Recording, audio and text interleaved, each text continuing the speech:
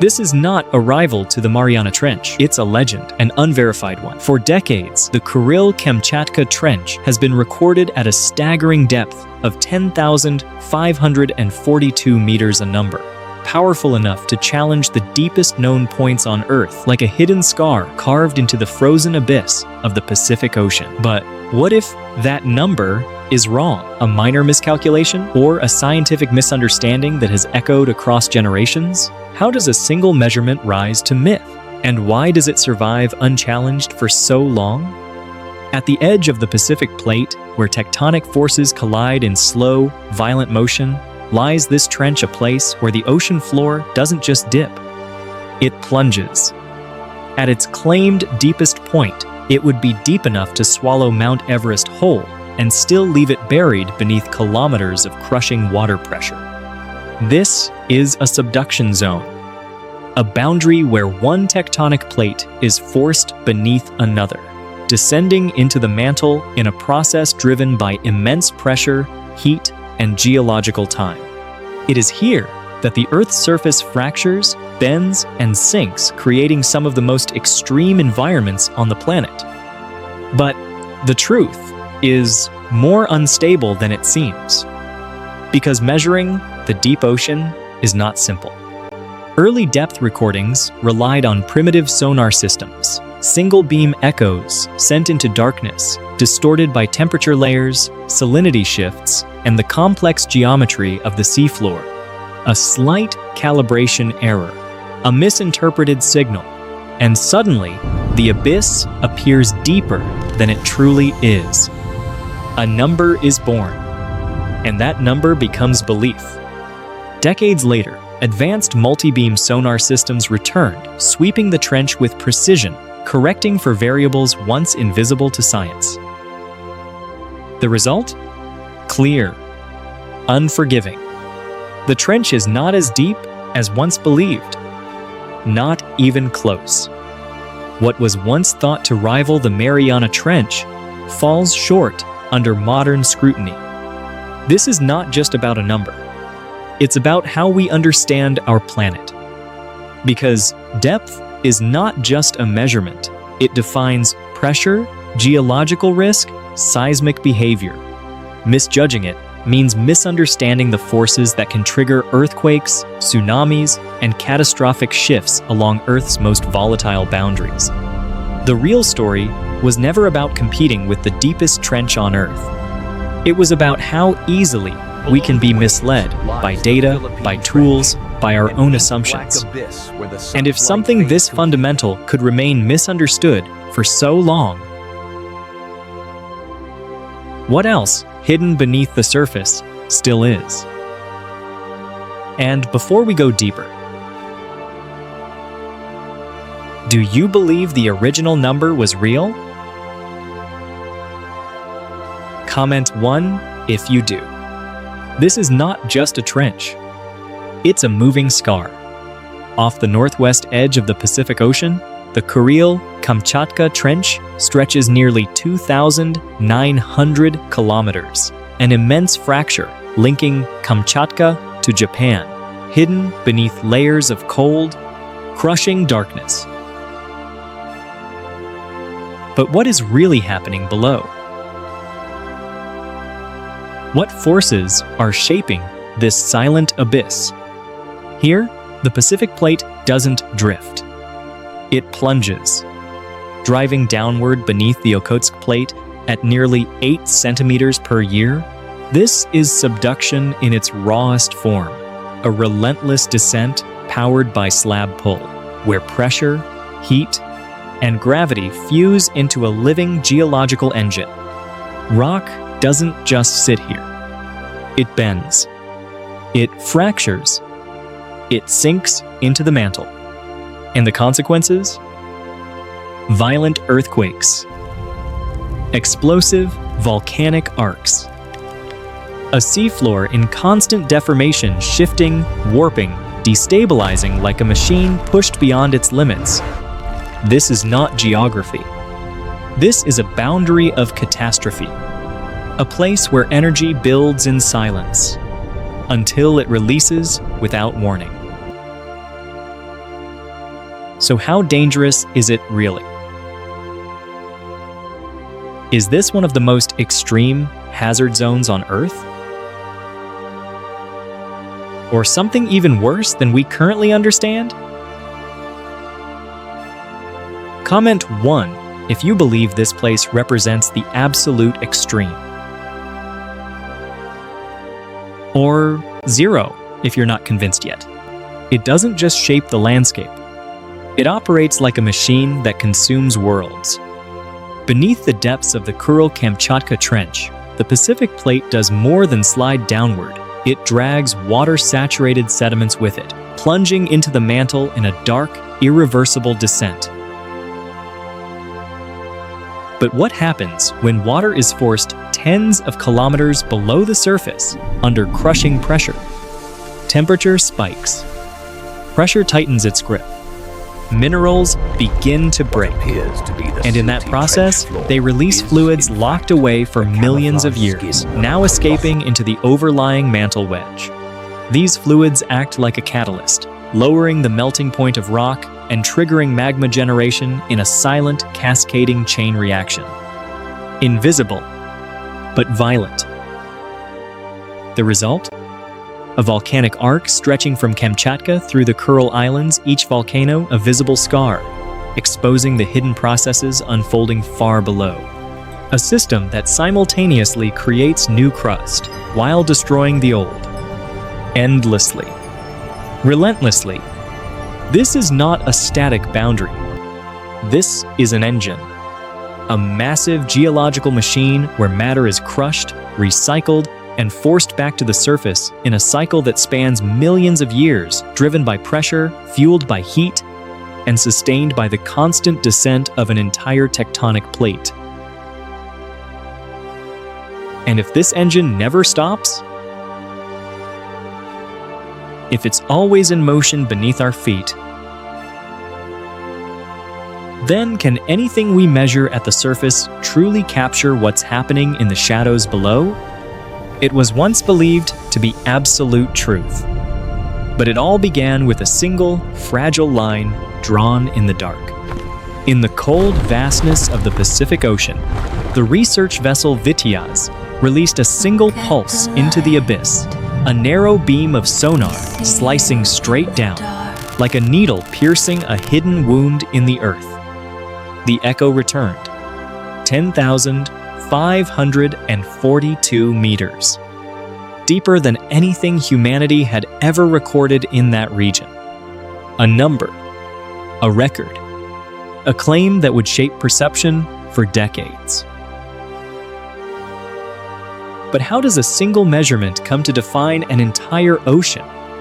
At the time, the technology was limited primitive single-beam sonar that could only see directly beneath the ship.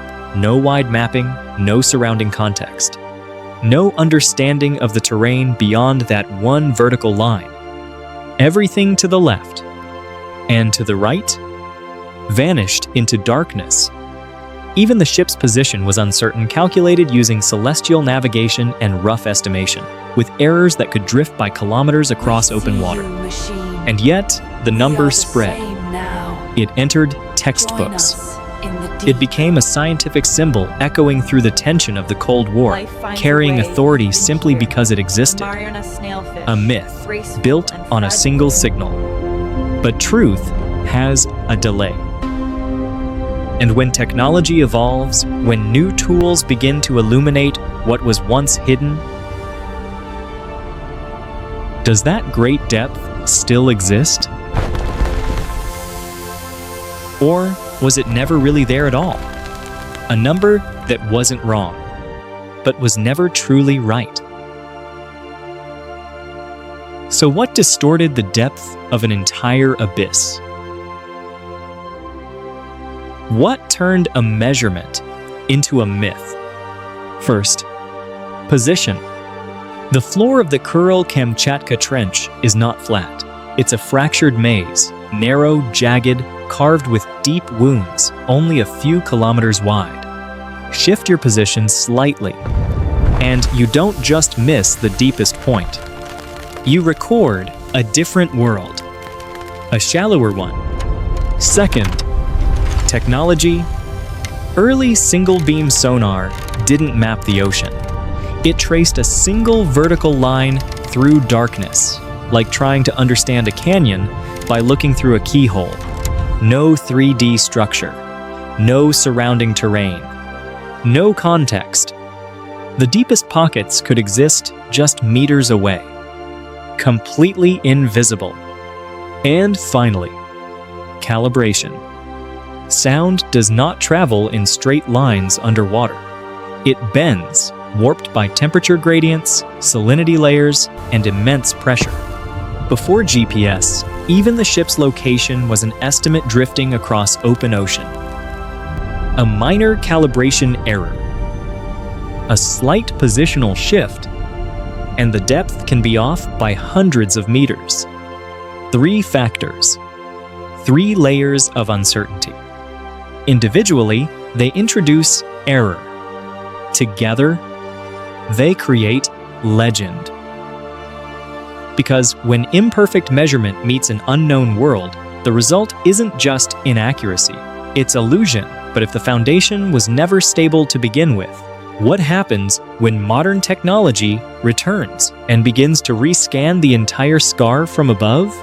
A myth doesn't collapse because of time. It collapses because of data. So what happens when we return to the abyss with modern eyes?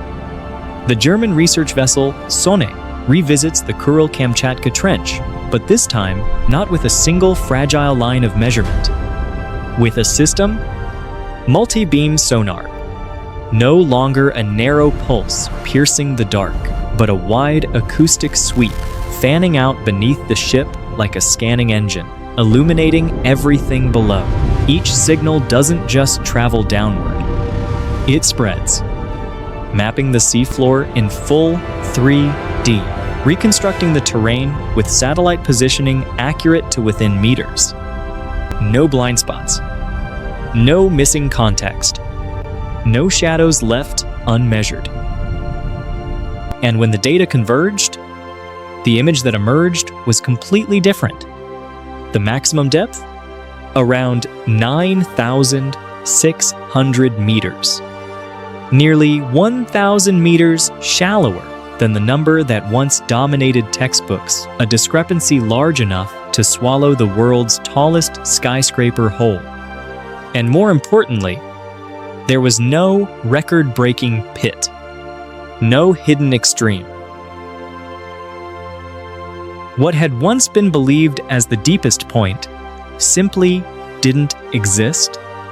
It was an illusion, a product of measurement error, limited perspective, and incomplete technology. A number has fallen, but the truth has just been uncovered. And if even the ocean floor, one of the most studied frontiers on Earth, can be misunderstood for nearly a century, then how much of what we think we know is still hiding in the dark? It was never the deepest. So why did the world believe in a record that never existed? For decades, the Kuril Kamchatka Trench stood in the shadow of the Mariana Trench, framed as a dark rival, an abyss rumored to plunge beyond 10,500 meters. A hidden challenger, a second extreme. But modern data stripped that illusion away. And the truth is colder than the myth. The actual depth is closer to 9,600 meters, nearly 1,400 meters shallower than Challenger Deep. A gap large enough to swallow Mount Everest if you turned it upside down and dropped it into the void. No record. Only misunderstanding. Because that so-called deepest point was never a clearly defined physical location, it was an artifact. A product of isolated sonar lines, calibration errors, and an era when the ocean remained largely unmapped, a blind zone in human knowledge. A number that built its own reputation. And once accepted, It didn't need proof. It only needed repetition. But as technology advanced, the myth didn't simply disappear. It was dissected, layer by layer, until what remained was something less dramatic, but far more accurate. And here's the more unsettling question. If we once misunderstood the very shape of the abyss, what happens when we start remeasuring the deepest parts of Earth itself? What else have we been getting wrong? Depth was never the real danger. So what is? What turns this abyss into something lethal? The subduction boundary beneath the Kuril Kamchatka Trench did not stay silent. It ruptured. A massive fracture deep beneath the seafloor released centuries of accumulated energy. The 1952 Kamchatka earthquake tore through Earth's crust like a wound stretched past its limit. And then, the ocean rose. A tsunami waves reaching up to 18 meters surged toward the coast like a moving wall of water, erasing towns, crushing structures, and claiming more than 1,700 lives in a matter of minutes. This is not history. This is a warning. Because the mechanism is still active, the Pacific Plate continues to plunge beneath the Okhotsk Plate, locking energy, building pressure, storing force in silence until it is released without mercy, in cycles no one can precisely predict. A geological engine, still running, still unstable. Today, this region remains one of the most dangerous seismic zones on Earth. Every small tremor is a signal, every quiet interval an accumulation. The truth is not in how deep the abyss goes. It's in the energy trapped beneath it. And the question remains. When this boundary ruptures again, how much time will we actually have to react? We are no longer blind to disaster, but we still don't control it.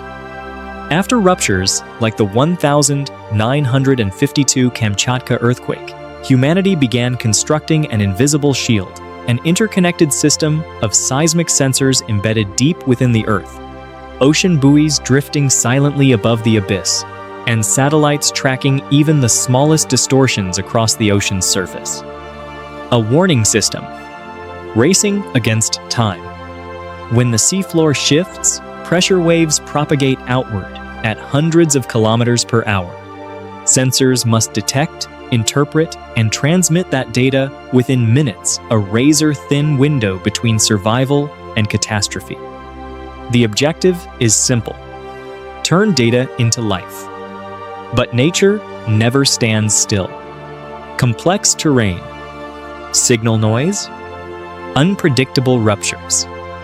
Each variable pushes the system to its limits, where even a minor miscalculation can mean a delayed warning or a false alarm. A human machine facing an Earth machine. We've learned how to listen to the ocean. But have we truly begun to understand it? Because deeper still beneath the Hadal Zone, where light no longer exists, another world remains. Waiting. Unseen. And if the surface is this difficult to predict, what is still happening in the darkness below? They are not separate worlds. They are one continuous machine. Beneath the silent abyss, where the trench plunges into crushing darkness, a hidden engine is already at work, driving molten rock upward through fractures carved by subduction, immense pressure, and relentless tectonic descent. This is the connection few ever witness. As the oceanic plate sinks, water-rich minerals are dragged deep into the mantle. There, extreme heat and pressure trigger fluid release, lowering melting points and generating magma that rises like a slow, unstoppable pulse toward the surface. The result is violent beauty. More than 30 active volcanoes form a fiery arc above, each eruption a surface echo of forces born thousands of meters below, linking abyss to sky in a continuous cycle of creation and destruction. This is not coincidence. It is a system,